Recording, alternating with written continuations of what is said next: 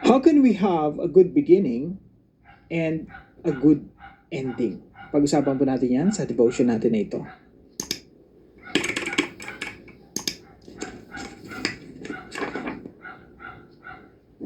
Magandang araw po sa bawat isa sa inyo. Welcome back to our 365 Daily Devotions Bible Characters Edition. Binabati ko po muna yung ating mga kapatid sa pananampalataya, si Ronelio Bautista, Flaviano Urera, and Lourdes Araiza. Maraming salamat po sa inyong pagsubaybay dito po sa ating mga devotions araw-araw. Now, babalik po tayo sa istorya ni Gideon, no? So, kahapon po tinalakay natin na si Gideon, meron siyang 32,000 men. And sabi ng Diyos, okay, meron akong dalawang test, no? Yung fearfulness test and water test. At nasala nga yung mga sundalo ni Gideon. Mula sa 32,300 na lang yung natira. Wala pa pong 1%. So basically, sinasabi ng Diyos, I don't need 32,000 soldiers. I only need 1%. No? At yun nga po yung 300. Now, na tinalo ni Gideon yung mga Midianita, gamit po yung 300 soldiers lang. So isipin niyo po yan, by the thousands yung kalaban nila. Pero 300 lang na sundalo yung ginamit ni Gideon. Ginamit ng Diyos sa pamamagitan ni Gideon at sila po ay nagwagi. Now, dito po sa Judges chapter 8 verse 22-35, ito po ang sinasabi. The Israelites said to Gideon, "Rule over us, you, your son, and your grandson, because you have saved us from the hand of Midian." So, sabi po ng Diyos sabi po ng mga tao kay Gideon, okay, yehey, panalo tayo. Now, ikaw Gideon, yung anak mo, pati mga apo mo, dahil kayong nagligtas sa amin, kayo na lang, yung lahi mo na lang, yung maghahari sa amin, no? Pero sabi po ni Gideon sa verse 23, but Gideon told them, I will not rule over you, nor will my son rule over you. The Lord will rule over you. Napakaganda po ng response ni Gideon. Sabi ni Gideon, hindi ako maghahari sa inyo. Ang Diyos, si Yahweh, ang maghahari sa inyo. So basically, he refused. Tumanggi siya sa sinasabi ng mga tao. Pero sabi niya, I have one request. Ayan na. Ang ganda ng pagkakasabi niya, no? The Lord will rule over you.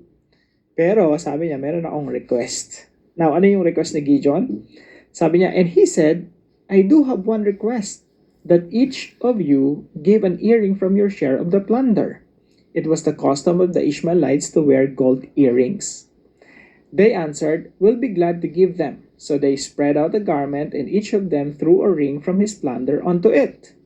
So sabi ni Gideon, di ba merong mga hikaw yung mga tinalo natin mga Midianites? Bigay nyo na lang sa akin yon. Verse 26, the weight of the gold rings he asked for came to 1,700 shekels. Mga 20 kilos po yun na ginto. Not counting the ornaments, the pendants, and the purple garments worn by the kings of Midian, or the chains that were on their camels' necks. Gideon, now listen to this mga kapatid, verse 27. Gideon made the gold into an ephod, which he placed in Ophrah, his town. All Israel prostituted themselves by worshipping it there, and it became a snare to Gideon and his family. Gumawa po si Gideon ng ephod. Now, talakayin po natin mamaya, ano ba yung ephod na yan? At later on, sinamba ng mga tao yan, no? At nagdulot ng idolatry. Kumbaga, pagsamba sa Diyos-Diyosan. So, something tragic na nangyari po sa dulo ng buhay ni Gideon. Now, ito po yung mga katuroan natin ngayong araw. Number 1, we can have a good intention and have sinful acts. Pwede pong si Gideon, meron siyang magandang intention dito. I don't know exactly. Pero possibly, yung intention niya ay hindi naman, I don't think na gusto niya talaga gumawa ng Diyos-Diyosan. Or, I'm not sure kasi hindi ko alam kung ano yung exactly yung ephod. Yung ephod, ano yun parang garment yun, sinusuot yun ng priest Pero sabi kasi ng mga ibang mga scholar, na yung ephod nito ay parang statwa, no? Hindi siya yung normal na ephod. So, pwede siyang statwa o parang Diyos-Diyosan. I don't know exactly, pero Possible din yun, no? Pero pagpalagay natin ngayon na normal lang siya na garment na sinusuot ng priest. So, kung yun yung iniisip niya, so yung intention niya, maganda. Gusto niyang malaman yung kalooban ng Diyos. Kasi yun naman yung purpose ng ephod eh. Yung, you want, when you want to inquire something, may gusto kang malaman patungkol sa ano bang gusto ng Diyos, ano bang kalooban ng Diyos, ano bang pinapagawa ng Diyos, bibigyan ba ako ng katagumpayan ng Diyos. Remember si Gideon, mahilig siyang humingi ng sign sa Panginoon, ng confirmation kung ano ba talaga yung plano ni Lord. So, makita niyo yun sa mga naunang istorya. Dito, yung ephod, yun yung ginagamit ng priest para malaman kung ano yung kalooban ng Panginoon. So, pwedeng possible, no? Bigyan natin ng benefit of the doubt na si Gideon yun talaga intention niya. Pero yung good intention, nagiging sinful acts po siya. Possible na may good intention tayo, pero at the same time, yung action natin mali. Simple lang po yan, mga kapatid. Parang tayo, minsan, maraming mga tao, no? Yung mga anak nila nagugutom. Yung intention nila, pakainin yung mga bata, no? Pero dahil sa hirap ng buhay, ang gagawin ng magulang, magnanakaw. So, may good intention, pero may makasalanang gawa. So, yan po yung tingin ko nangyari kay Gideon eh. Kasi kung sakaling ephod yung ginawa niya, ang ganda ng intention niya, makipag-communicate kay Lord, pero mali yung action niya. Makasalanan. Bakit? Kasi hindi naman yun yung standard ni Lord. Hindi naman yun yung authorized. Kasi ang authorized kind of worship and inquiry is through the priest. At pupunta dapat sila sa Shiloh, no? Kung nasan yung mga priest, kung nasan yung tabernacle. We can have good intention and have sinful acts. Pwede possible na maganda intention pero makasalanan naman yung wala pong iniwan sa panahon natin yan eh. Minsan gina-justify natin, maganda naman intention ko eh. Minsan pag nakagawa tayo ng kasalanan, no, talagang kailangan eh. Kapit na tayo sa patalim. Maganda naman intention ko para naman to sa pamilya, para naman to sa simbahan, no? Minsan sa simbahan pa. Para naman to sa kapwa ko, no? So, tanda natin mga kapatid, yung good intention, dapat may katumbas yun na good actions. Hindi pwedeng may maganda ka lang intention, pero yung action mo, mali. Number 2 po, we can have a good beginning and have a tragic ending. Possible na yung mga buhay natin mga kapatid, ikaw, ako, pwedeng maganda na yung simula natin ngayon, nakakilala tayo sa Panginoon, nagsimula tayo ng maganda. Pero possible na mag-end tayo sa isang trahedya. Parang yung mga kings sa Bible, no? Maraming mga pagkakataon na nagsimula sila ng tama or somewhat in the middle, nagsimula sila ng tama. Pero later on, yung dulo ng buhay nila ay nauwi sa pagsamba sa mga Diyos-Diyosan, sa kasalanan. Marami pong mga ganong sitwasyon.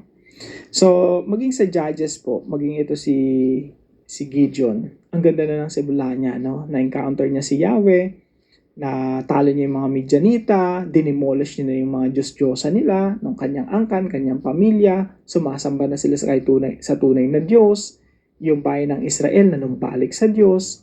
Pero yung ending, dahil gumawa siya ng ephod, yung ephod na yon, sabi rito, all Israel prostituted themselves by worshiping it. Sinamba ng mga Israelita yung ephod na ginawa niya. Naging trahedya. And sabi rito, and it became a snare to Gideon and his family. Naging bitag pa, naging napasama pa yung kanyang pamilya just because of this. So mga kapatid, we can have a good beginning. Pero maganda yung simula natin. Pero ang tanong, yung ending ba natin maganda din? Point number 3, we can have a good foundation and have it demolished. Pwede tayong magkaroon ng magandang pundasyon na simula. Pero later on, madidemolish din yung sinimula nating mabuti. Tignan niyo po rito kay Gideon, ang ganda na ng kultura, no? Natanggal na yung mga Diyos-Diyosan, dinimolish na nila, winasak na nila Gideon, nagtagumpay na sila sa Midianita, napalaya na yung bayan ng Israel, nagkaroon ng kapayapaan. Ang ganda ng pundasyon sana ng susunod na henerasyon. Pero ano pong nangyari? Na-demolish lang yung pundasyon na itinayo ni Gideon. Sabi rito sa verse 28, Thus Midian was subdued before the Israelites and did not raise its head again. During Gideon's lifetime, the land had peace 40 years.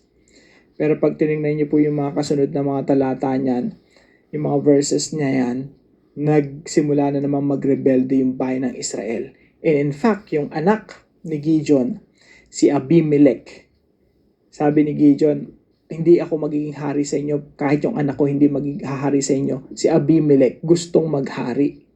In fact, pinatay pa ni Abimelech lahat ng kanyang mga kapatid.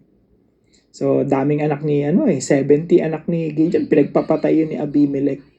So, ang ganda ng sinumula ni Gideon, ang ganda ng pundasyon, pero yung sumunod na henerasyon hindi handa para tumungtong dun sa pundasyon na nilatag ni Gideon. Kaya mga kapatid, ito po yung mga application natin sa pag-aaral natin na ito. Number 1, make the right decisions for the right reasons at the right time. Kaya dapat ganito Lord, tama ba yung intention ko? That's number 1. Lord, tama ba yung kaparaanan ko? No? Lord, tama bang panahon ito? So, lagi nating tinatanong yon. So, maganda pag-usapan din natin to sa mga discussion groups natin, no? Anong ibig sabihin nito sa atin practically speaking. So, pangalawa po, pray earnestly that God's grace will carry us through or will carry us to the end. Ipanalangin natin sa Diyos na yung biyaya niya na nagsimula ng mabuting bagay sa ating mga buhay, ay kompletohin niya to hanggang sa huli.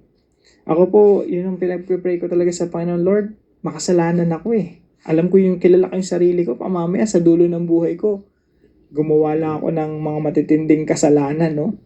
At ikahiya pa ako ng mga anak ko at pamilya ko. Marami po mga Christian leaders na, I'm sure familiar kayo, no? Na ang ganda ng career nila, ang ganda ng family nila, ang ganda ng ministry nila, ang ganda ng legacy na iiwanan sana nila. Pero towards the end of their lives, ang dami nilang mga nagawang mga mali, no? Na yung iba mga scandal pa, mga na-skandalo pa sila. So ako, pinagpe-pray ko, Lord, please give me your grace, no? Extend your grace sa mga panahon na magre-rebelde ko sa inyo, magkakasala ako. So mga kapatid, ito yung panalangin natin, no? Pray earnestly that God's grace will carry us to the end. Sa biyaya lang ng Diyos tayo kumapit, no? At panalangin natin, di lang tayo kundi ang ating pamilya. Pangatlo po, build godly foundations and prepare those who will stand on them. Mag-build tayo ng pundasyon na tutungtungan ng susunod na henerasyon.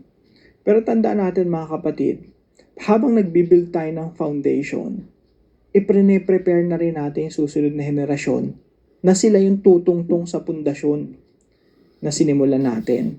Halimbawa, sa iyong pamilya, nagsimula ka ng Bible study, nagkaroon ka ng family devotion, may family altar kayo, meron kayong magandang kulturang sinisimula, nagsisimba kayo tuwing linggo, no? Magkakasama kayo as a family. Meron kayong gathering na sama-sama kayo nag-aaral ng salita ng Diyos. That's a good foundation. Isa yan sa mga marami mong pwedeng gawin. So, yung pundasyon na nilalatag mo na yan, you have to make sure na yung susunod na henerasyon, ipagpapatuloy yan. Hindi yung sisirain nila at hindi na ipagpapatuloy. Ihanda natin sila na mag-build sila. Kumbaga, tumayo sila, tumindig sila sa pundasyon na sinimulan natin. Magandang kultura na sinimulan natin. Pag inaral niyo talaga yung buhay ni Gideon, sobrang trahedya na yung dami mong anak na yun, pinagpapatay lang ng isa mong anak, si Abimelech. Dahil si Abimelech gustong maghari, no? Ang ganda-ganda ng sabi ni Gideon, I will not rule over you. Yahweh will rule over you. Yun ang disenyo ng Diyos. Pero yung isa niyang anak, iba yung thinking, no? At hindi tumungtong dun sa pundasyon na inilatag ni Gideon. Now, para po sa ating discussion, how can we practically build strong foundations and prepare those who will stand on them? Para po sa ating dive deeper video, pag-usapan po natin, what did Aaron, Gideon, and Jeroboam have in common? Tayo po'y manalangin.